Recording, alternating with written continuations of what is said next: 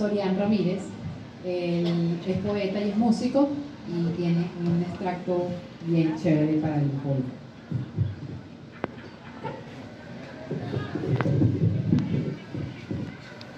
Aquí me escucho bien, ¿no? Bueno, primero que nada, muchas gracias, aunque realmente yo estoy un poco aterrado,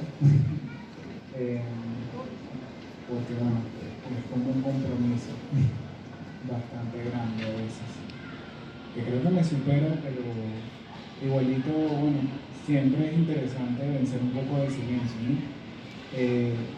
Yo no tengo ninguna anécdota con el poeta Cadenas, solo soy un lector.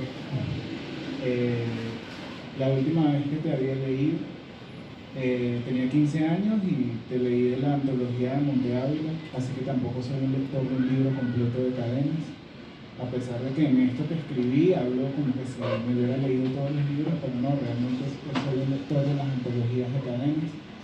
No tengo un libro tuyo en mi biblioteca, el único libro que tengo está en la biblioteca de mi mamá y no me lo va a dar. Ya lo recibí así. Bueno, voy a intentar ver qué se ve desde aquí. Yo le titulé a esta especie de apuntes de lectura, ya no sé ni qué son estos que escribí, le puse Viaje a la Transparencia. Y comienza con un epígrafe del poeta Nuno Yudiza que dice: el poema comienza en la biografía, en un primer nivel. El poema cuenta al poeta. Solo después el poema se inclina sobre sí mismo, se estructura una poética. Rafael Cadenas es alguien que ha logrado hacer de su lenguaje un lugar de encuentro. La obra de Cadenas nace de su biografía y se desprende de la misma para ser un cuerpo que dialoga con nosotros. Espero puedan encontrar en estas palabras mías la alegría de quien lee por primera vez una obra completa. He usado la antología publicada por el Fondo de Cultura Económica. Debo confesar que la última vez que leí a Cadenas tenía 15 años y ahora, siendo un poeta joven, me encuentro nuevamente con sus palabras. Uno de los primeros libros de Cadenas se titula Una isla. Es publicado en 1958. Debo hacer la acotación de que Arturo Gutiérrez Plaza me dijo que es un libro que no se ha publicado en su totalidad, pero bueno, así lo leí. Y cuenta parte de su experiencia en la isla de Trinidad, donde el poeta residió durante algún tiempo luego de ser exiliado por la dictadura de Marcos Pérez Jiménez. Cadenas, en el año que publica este libro, tiene 28 años de edad. Es un joven poeta que desde este momento va marcando unos intereses que serán desarrollados a lo largo de su obra. Lo que me cautiva en los poemas de ese libro es la manera en que se plantea el mar. Cadenas, en años recientes, ha dicho en alguna entrevista: parece que el país de los poetas es el lenguaje. Si algo marca este libro es la elaboración de un cuerpo, en este caso el cuerpo del lenguaje a través de la imagen del mar. No es azar que uno de los versos de este poemario diga lo siguiente: yo viajo a los espacios transparentes. Luego advierte esta mirada de su peligro diciendo: un hombre sin cargas a prueba de espejismos. También hay un reconocimiento de eso que veo que enuncia su habla seca. Se adhiere a su cuerpo besando el molde antiguo, se reconoce misma, despide la irrealidad, ve su cara en el estanque y olvida. La patria del poeta es Loterio, representado en las imágenes del mar y del viento. Laura Llevador, en un artículo que escribe acerca del exilio en la obra de María Zambrano, dice lo siguiente: el exilio describe la situación de aquellos que han perdido lo propio, que por inevitables circunstancias han sido desposeídos y condenados a errar sin tener un lugar donde ser alguien. En el exilio se ven cosas que el que mora en un lugar propio no puede ver, y sin embargo, al decirlo me quemo los labios, advertía Zambrano, porque el exilio es algo que ocurre, que no se decide y que no se debería desear. Costa que se aleja, ¿puedes darme el poder de vivir en otra parte? Versa Cadenas. Es el territorio del informe, lo inabarcable, la esperanza de una tierra firme, otro lugar, el de la poesía. La insistencia en la corporalidad del poema, que en un principio no tiene forma y se reconoce como enigma, es finalmente un ser, no sin advertir su cualidad de falsario. Cito este fragmento de los cuadernos del destierro: yo nunca supe si fui escogido para trasladar revelaciones, nunca estuve seguro de mi cuerpo, nunca pude precisar si tenía una historia. Yo era una pregunta condenada a no alcanzar el signo de interrogación. Volví insomne al lugar de la ficción. Hacer la pregunta, de algún modo, es tener la respuesta. Cadenas nos dice en este poema citado anteriormente, que es una pregunta que nunca alcanzará el signo de interrogación. Esto me hace pensar en la imposibilidad del decir en el poema, como si al afirmar algo, en este caso, ser una pregunta, lo condenara.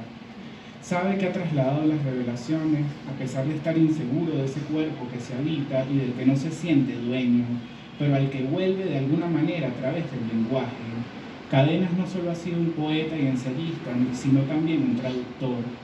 Traducir no es más que mover imágenes de un sitio a otro.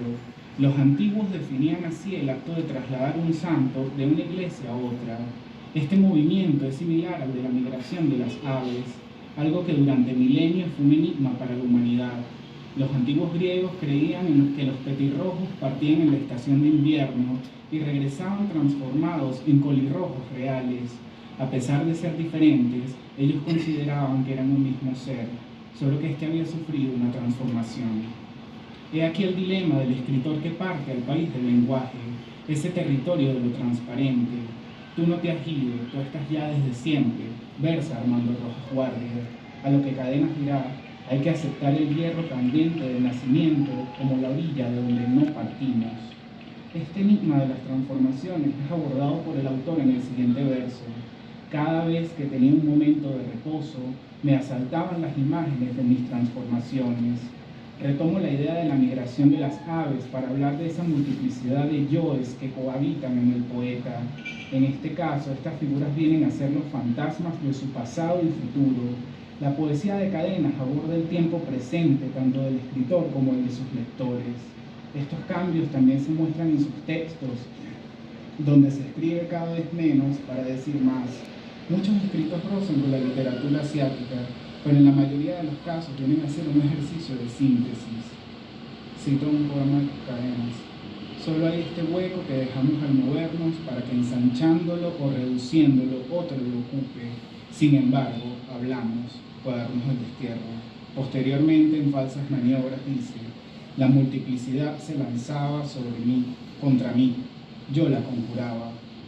Esta poética inicia hablando de un exilio que realmente es una forma de proximidad, donde aborda estos semblantes que a lo largo del tiempo el poeta insistirá en buscar, olvidar y reconocer.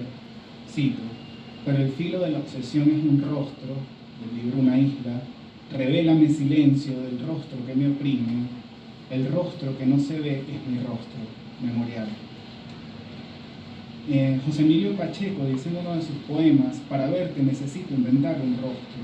Cadenas da un giro sobre esto al decir: no se trata de rearmar un monstruo, eso es fácil, sino de devolverle a alguien las proporciones. Me gusta pensar que ese alguien a quien se devuelven las proporciones es la poesía, pero que esta falla cuando se le otorga otra identidad que no sea la del vacío.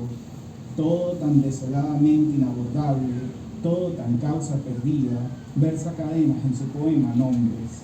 El poeta va en búsqueda de esa voz que parece habitar el silencio del otro, que se escurre y se repite como sombras en un río, que se dirige a un cuerpo. Solo he conocido la libertad por instantes cuando me volvía de repente cuerpo.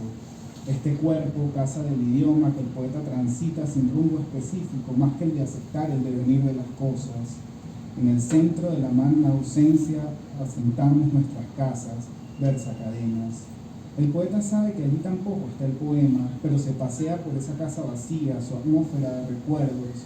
Es alguien que vuelve a su origen para reconducir otro comienzo. Este sujeto se encuentra en los márgenes de la página, se ha sumergido en lo profundo de su yo hasta hallarse fuera de sí mismo y dar con lo que realmente busca, esa voz sin tretas. Hay algo en la lógica de la repetición que desde el punto de vista psicoanalítico versa que un sujeto para no recordar actúa. La repetición es un juego en donde se exige la invención de lo nuevo.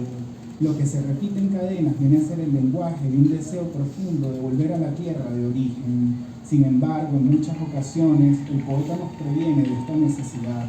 Cito: nada se repite, solo yo en la memoria me tengo como vestigio entre mis propias manos.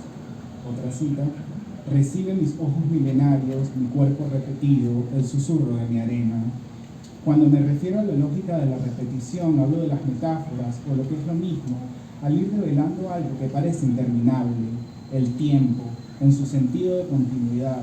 Un segundo precede a otro segundo, una palabra es seguida por otra palabra, como la migración de las aves, que son diferentes y a su vez la misma. Sucede esto con la voz del poeta. Para que estas imágenes puedan ser invocadas, debe haber desierto y sed, sobre todo un habitar sin ninguna promesa la sequedad, esperar esa palabra que emerge en el desierto de la página. ¿Quién puede hablar sin sentirse milagro? Se pregunta el poeta. Hablar es un milagro, le respondo.